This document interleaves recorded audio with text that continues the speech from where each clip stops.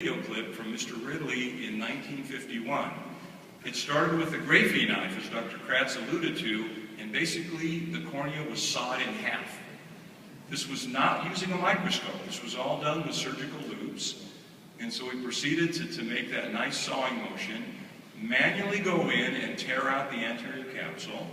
And so once the anterior capsule was torn out, the hard lens nucleus was then expressed, which is a nice way of saying it was basically squeezed out of the eye, and then you would harpoon it with a second instrument and bring it out. And then the cortex that was remaining in the eye was simply flushed out. So they flushed it out, and then Mr. Ridley would put his implant into the posterior chamber, which was very interesting. And so the implant would go back into the posterior chamber.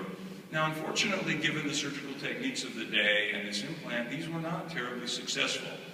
But people continued to do research on intraocular